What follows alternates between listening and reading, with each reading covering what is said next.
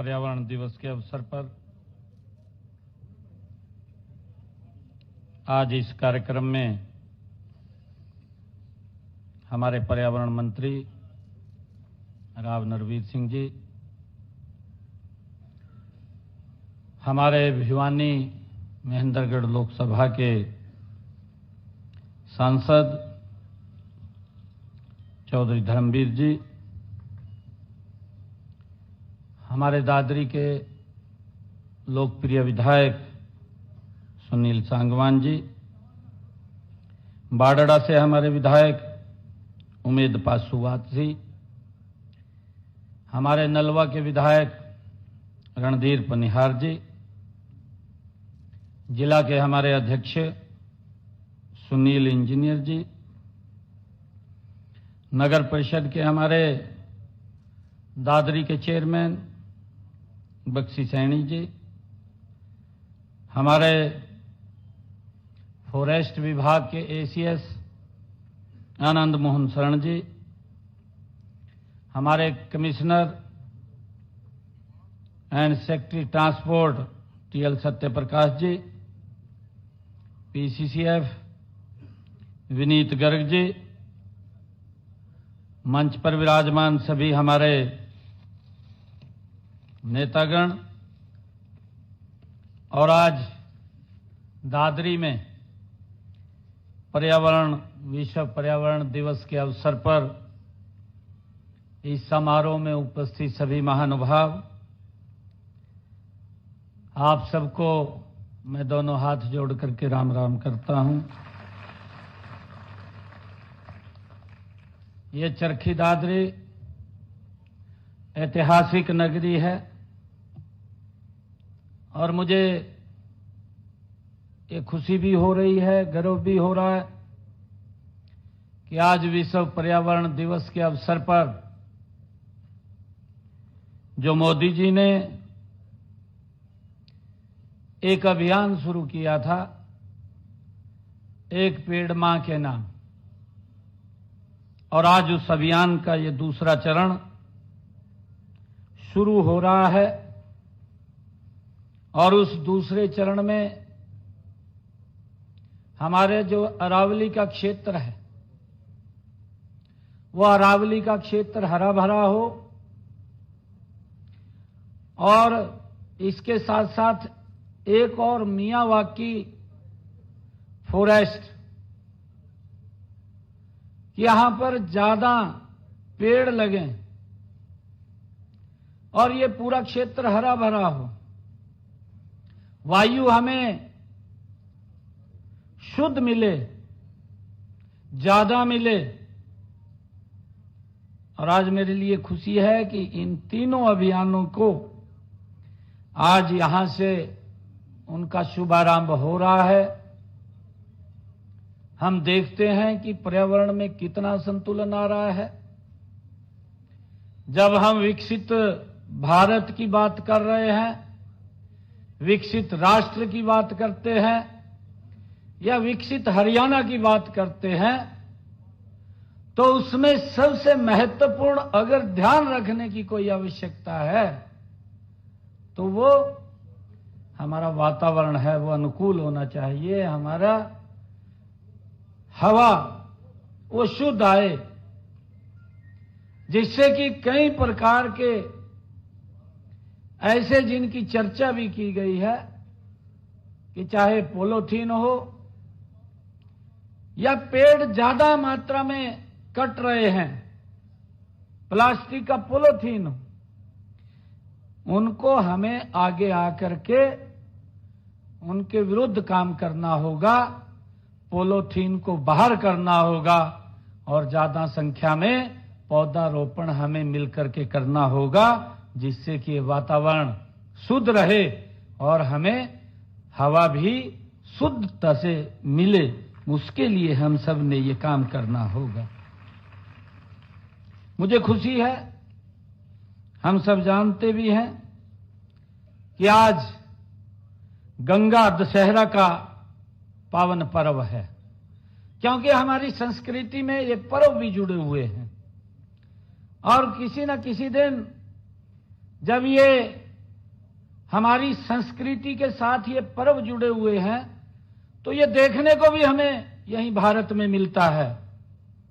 और मुझे खुशी है कि आज गंगा दशहरा का ये पावन पर्व, इसकी भी मैं आप सबको बधाई देता हूं।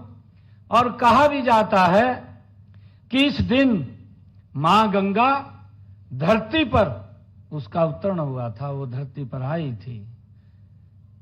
मुझे ये भी खुशी है कि मैं आप सबको विश्व पर्यावरण दिवस और गंगा दशहरा की बहुत बहुत हार्दिक शुभकामनाएं और बधाई देता हूं।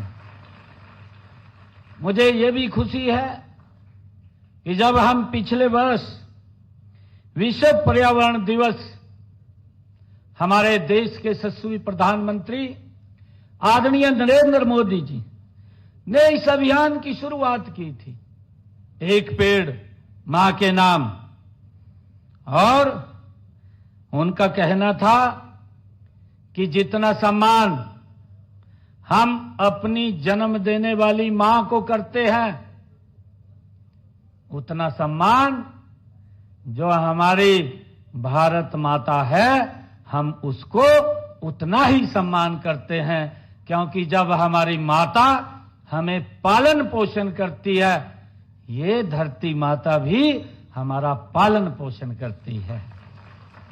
मुझे खुशी है कि हम सबको मिलकर के अपनी मां के नाम एक पौधा अवश्य हमने लगाना चाहिए, उसकी परवरिश भी करनी चाहिए। और आजकल क्योंकि कई प्रकार के ऐसे पौधे हैं, हमने उसके बारे में चर्चा भी किया है कि वो पानी पीने का भी ज्यादा काम करते हैं, पानी की बड़ी समस्या आ रही है। परंतु आजकल ऐसे पौधे हैं, फलदार पौधे हैं, छायादार पौधे हैं, जिनके लगाने से पानी भी खूब बरसता है। हमें ऐसे पौधों को लगाना चाहिए और उसकी व्यवस्था भी हम समय समय के ऊपर करते रहते हैं। पिछले वर्ष हमने जो इस अभियान में जो पौधे लगाने का हमने एक आंकड़ा रखा है, वो 1,87,87,00,000 पौधे इस वर्ष हमने नए पौधे लगाने का आंकड़ा वो लिया है। जबकि पिछले वर्ष का आंकड़ा था 1,60,000 और दूसरे चरण के अंदर हमने इसका जो लक्ष्य है वो 1,82,000 का है। और हमने पिछले वर्ष का जो आंकड़ा था उस आंकड़े को क्रॉस करके हरियाणा प्रदेश के अंदर ज्यादा पौधे लगाने का काम वो हमने किया है। और आज मुझे ये भी खुशी है कि हमने आज इस पर्यावरण दिवस के अवसर के ऊपर, क्योंकि पर्यावरण को जब हम पॉलीथीन की हमारे मंत्री जी बात कर रहे हैं और प्लास्टिक मुक्त होना चाहिए। अगर हम आजकल, क्योंकि जो पानी की बोतल भी है, ये पानी की बोतल में पानी तो हम पीते हैं, ट्रेंड भी है भी पानी की बोतल में पिएंगे, घर वाला पानी नहीं पिएंगे। परंतु उस बोतल के अंदर ये नहीं पता 1 साल से पानी वो रखा है, आपको तो मालूम नहीं है। और वो कितने दिन धूप में रखा गया है, वो 1 महीना रखा है, 15 दिन रखा है। जब वो अपनी एक हीट के ऊपर पानी जाता है, क्योंकि वो प्लास्टिक की बोतल में है, और प्लास्टिक की बोतल का वो दुष्परिणाम आपको बताया भी है कि अगर एक पॉलीथीन को जलाएंगे तो उसमें से कितना पोल्यूशन निकलेगा, कितना धुआं निकलेगा, वो भी हम सबको ध्यान में है। परंतु उसके कहीं ना कहीं जब वो गर्म होती है तो उसके कीटाणु पानी के अंदर मिक्स हो जाते हैं, और जब वो पानी में मिक्स होते हैं कहीं ना कहीं हमारे शरीर के ऊपर भी धीरे धीरे करके वो दुष्प्रभाव डालते हैं। और हमें इस बात को लेकर के आज सचेत होने की आवश्यकता है। आज हमने 5 इलेक्ट्रिक बसें जो धुआं रहित, उनको हरी झंडी दिखा करके आज यहां से रवाना किया है। हमने पिछले दिनों अपने संकल्प पत्र में कहा था कि हम 11 नगर निगमों में हरियाणा प्रदेश के अंदर जो शहर के अंदर चलने वाली बसें हैं, जिनको लोकल बसें कहते हैं, वहां पोल्यूशन ना हो, शहर के अंदर पोल्यूशन कम मात्रा में हो। हमने ये टारगेट रखा था कि हरियाणा प्रदेश के अंदर 11 नगर निगमों में हम 375 इलेक्ट्रिक बसें देंगे। आज उसकी हमने ये पिछले दिनों शुरुआत की है। हमने इससे पहले भी जो पीछे 9 शहरों के अंदर इस सिटी बस सेवा के तहत लगभग 45 बसें पिछले दिनों अलग अलग इन नगर निगम क्षेत्रों के अंदर भेजने का काम किया था। और इसके अलावा भी आदरणीय प्रधानमंत्री जी ने जो कहा है कि ई बसें भी हम लगाने का काम करेंगे और ई बस योजना के तहत लगभग 450 और बसें हम 2026 तक खरीद करके उनको हम शहरों के अंदर भेजने का काम हमने ये पूरी योजना बनाई है। और ये बसें 6 शहरों के अंदर ये जाएंगी, चाहे गुरुग्राम हो, फरीदाबाद हो, या पानीपत हो, यमुनानगर हो, रोहतक हो, हिसार हो, ये इन सभी शहरों में भेजने का काम हम जल्दी ही करेंगे। और इन बसों को हम देखते हैं, वायु और ध्वनि प्रदूषण भी कम होता है। हमारे नजदीक से बस निकल जाती है, हमें पता भी नहीं चलता कि बस निकल करके गई है, उसकी आवाज भी नहीं होती। और आज बस के साथ साथ इलेक्ट्रिक कारें भी, वो भी अधिकारियों ने उसका आयोजन किया था। हम उस इलेक्ट्रिक कार में ही बैठ करके आए हैं, जो एक बार बैटरी रिचार्ज हो गई तो 500 किलोमीटर तक जाने का और 200 किलोमीटर की स्पीड से वो चलती है। ऐसी व्यवस्था आजकल आ गई है।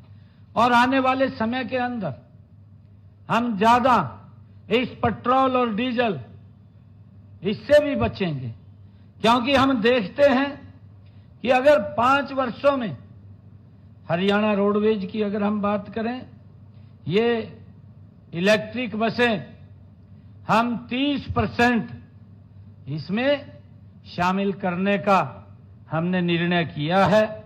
और मुझे ये भी खुशी है कि एक डीजल बस, जो डीजल बस चलती है, वह 10 साल के अंदर लगभग 1,50,000 लीटर वो डीजल खाती है। जब 1,50,000 डीजल की कंजप्शन उसकी होती है तो कितना वायु प्रदूषण वो करेगी।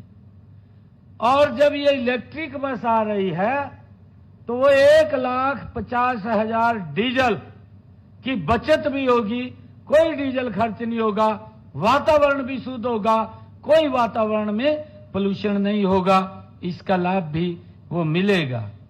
और इसके अलावा क्योंकि बैटरी से चलने वाले जो वाहन हैं, उनके ऊपर हमने सब्सिडी का भी वो प्रावधान किया है, देते हैं। एनसीआर में, जो एनसीआर का क्षेत्र है, उसमें 10 वर्ष पुराने डीजल के तथा 15 वर्ष पुराने जो पेट्रोल के वाहन हैं, उन वाहनों के लिए हमने एक स्क्रैप पॉलिसी भी हम लेकर के आए हैं, जिससे कि लंबे समय तक ये ज्यादा पोल्यूशन न कर सके, उसके लिए भी हमने व्यवस्था की है। और मुझे ये खुशी है कि जब आज हम दादरी में आए हैं, चरखी दादरी में आए हैं, तो आज ही हमने हरियाणा में जो 3 इस योजना का हरित अरावली कार्य योजना, जिसका अभी जिक्र भी किया गया है, हरित अरावली कार्य योजना का भी आज शुभारंभ हुआ है। केंद्र व राज्य सरकारों द्वारा बनाई गई यह परियोजनाएं आज जिसका शुभारंभ देश के यशस्वी प्रधानमंत्री आदरणीय नरेंद्र मोदी जी वो भी कर रहे हैं, और उसका उद्देश्य है कि हमारे जो अरावली के पर्वत हैं और ये 4 राज्यों के अंदर ये फैले हुए हैं, जिनमें हरियाणा भी शामिल है, इन चारों राज्यों के 29 जिलों का इसमें चयन किया गया है, जिसमें 5 जिले तो हमारे हरियाणा के हैं। मुझे खुशी है कि विश्व पर्यावरण दिवस को मनाने का मुख्य उद्देश्य हम सब का कि वायु, जल व मिट्टी हर प्रकार के प्रदूषण की समस्या के प्रति हम जागरूक हों। इसी उद्देश्य से इस दिन को मनाने की ये घोषणा भी संयुक्त राष्ट्र में की गई थी, जिसका जिक्र भी किया गया है कि सन 1972 में इसकी घोषणा हुई।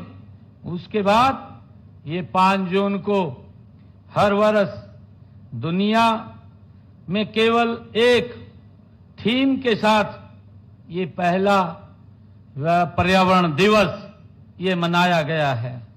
और इस बार का जो ये पर्यावरण दिवस हम मना रहे हैं, ये प्लास्टिक मुक्त धरती, ये इसकी थीम है कि हमने प्लास्टिक से मुक्त करना है, जिसकी अभी जिक्र भी हुआ है, क्योंकि हमें सचेत होने की आवश्यकता है। अगर हम सचेत नहीं होंगे, आने वाली पीढ़ियों को हम नुकसान में डाल करके जा रहे हैं। हमारी सबकी जिम्मेवारी है। अगर हम जल बचाव की बात करते हैं, हम देखते भी हैं, हमारी आंखों के सामने है देखते देखते कि पानी हम नीचे से नल निकाल करके निकाल लेते थे, परंतु आज नल बीच से भी नहीं निकलता। आज वो एक समय के बाद मोटर के ऊपर आया। मोटर के ऊपर कब तक चलेगा? तो उसके बाद हम नहर के ऊपर आधारित हो गए हैं। तो नहर की भी हम रक्षा सुरक्षा नहीं कर पाएंगे तो हम आने वाली पीढ़ियों को क्या दे करके जाएंगे? ये आज हमारे सब के लिए, ये किसी एक व्यक्ति का विषय नहीं है, हर नागरिक का विषय है कि हमने आने वाली पीढ़ियों को सुरक्षित वातावरण दे करके जाएं। उनके लिए हम ये वायु पोल्यूशन मुक्त हम वातावरण दे करके जाएं, उसके लिए हमें मिलकर के काम करने की आवश्यकता है। जैसा अभी बताया भी गया है कि अब की बार की जो थीम है वो प्लास्टिक मुक्त की थीम है। प्लास्टिक मुक्त धरती, कि कहीं पर भी प्लास्टिक नहीं नजर आनी चाहिए, चाहे हाथ में है और चाहे वो हम बोतल के अंदर या किसी अन्य सामान के अंदर उसका यूज करते हैं, तो उसका यूज हम ना करें। ऐसा संकल्प लेकर के हमें आगे बढ़ने की आज आवश्यकता है। जब हम देखते हैं, हम सब जानते भी हैं कि प्लास्टिक प्रदूषण ने आज पूरे संसार को अपने घेरे में ले लिया है। अगर हम देखते हैं, लाखों टन प्लास्टिक कचरा